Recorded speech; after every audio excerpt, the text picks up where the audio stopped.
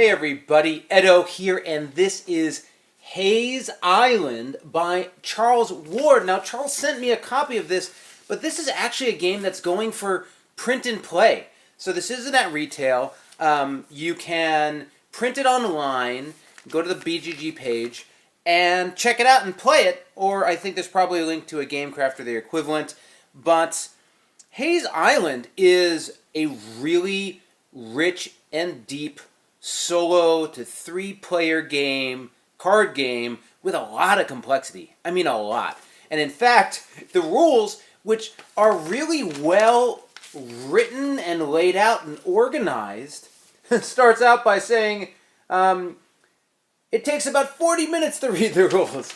And it's not a joke. These are long rules. And actually, as good as they are, there are some weird issues with them, and in fact, watching the 20-minute how to play video is more effective than reading the 40 minutes of rules.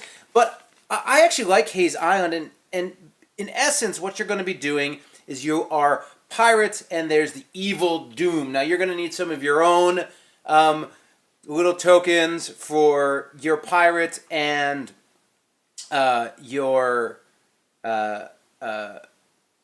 doom. But and a die, which can also represent the doom.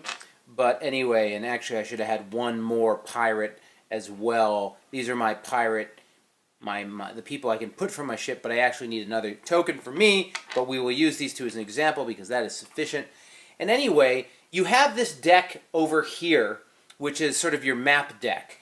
And there's some bad map cards that'll get shuffled in later, but basically what we're going to be doing is exhausting the deck. And as we play through it and use the deck to do all these sorts of different abilities like sail and scout and raid and cast spells and all that stuff, we're using that all. And once it's all used, it's the dooms phase. So you play over 6 rounds, and essentially, if the doom kills you or you get all the way up to 6, you lose. And he takes over the world.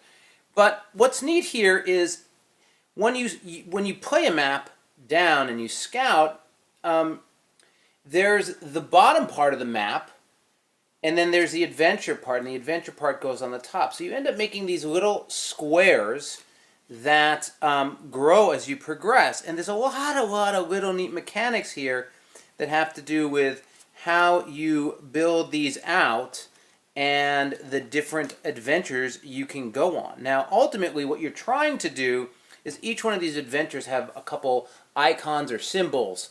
And what you want to do is, as you're drawing and raiding at locations, so at a location I can raid, which is this symbol, and draw that many cards, again, depleting my deck, I'm getting these cards into my hand, and I can essentially cast the spells that are on these cards, or the icons, to complete the adventure.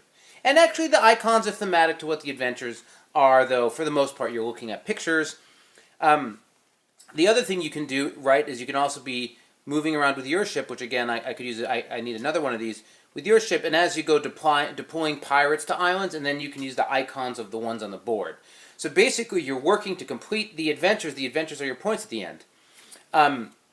You're also building up a hand because you can attack the Doom, and the Doom, like anything else, needs you to do those types of spells against him, or it.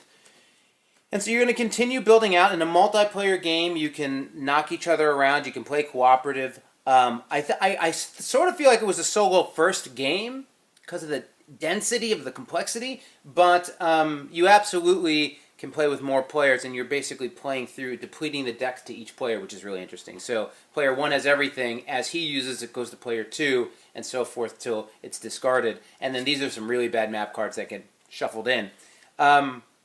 That's really it. It's a counter. The Doom then moves around and goes after the nearest pirate.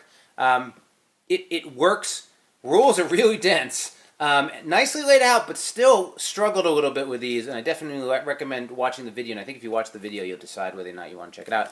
But it's free print and play, and worth checking out. So subscribe, share, all that good stuff. Most importantly, play some great games. Thanks.